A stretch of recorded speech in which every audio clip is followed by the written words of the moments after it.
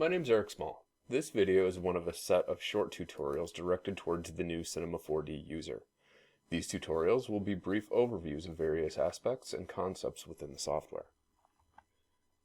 Previously, we talked about deformers and how they can be used to manipulate geometry.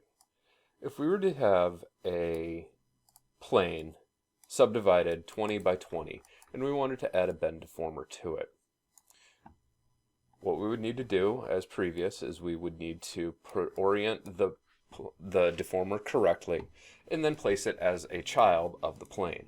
Once this is placed as a child of the plane, we can see now that this bend deformer will bend the geometry.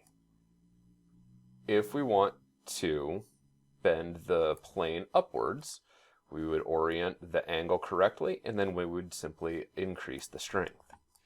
But if we didn't want to bend the entire plane, we can actually restrict the influence of this deformer by using something called fields. Fields are kind of like fall off. It's like an area of influence. So if we were to go into the field here, click and hold, and we can make a linear field. And we see now that this linear field is represented by these two squares right here, these 4 quadrant squares. In between the squares, right now this side of the linear field is allowing 100% influence of this bend deformer. This square over here is representing 0% influence. If I were to move this along, we see now that where there's 100% influence of the bend deformer on the right hand side, that bend is taking place and it's becoming curved as much as we previously stipulated within the strength parameter here.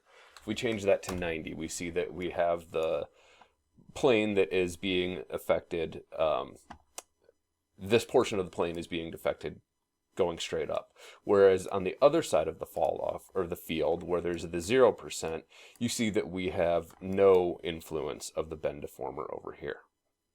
And we have the ability, this is something that can be animated, the position, and we can get this really neat animation going on here of where this bend is occurring along the plane.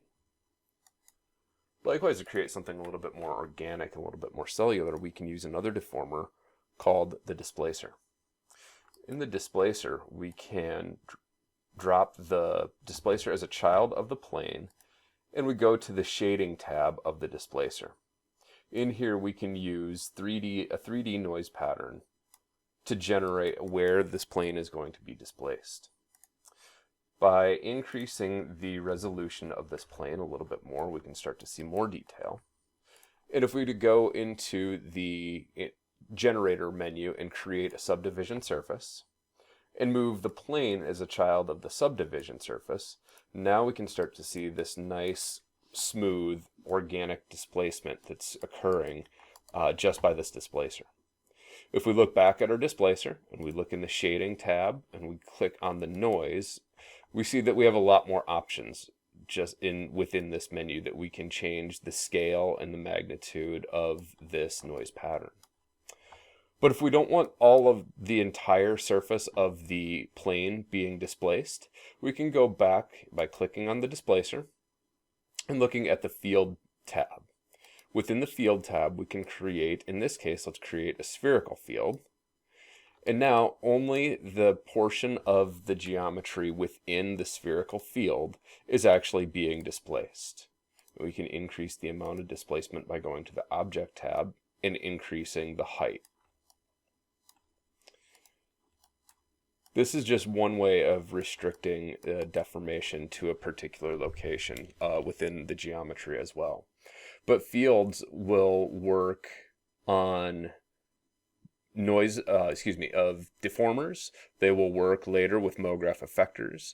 We can restrict them to point selections. We can use them also with vertex maps. They're a cross-platform utility within Cinema 4D and one of the most important aspects of Cinema 4D in controlling how geometry and objects are deformed.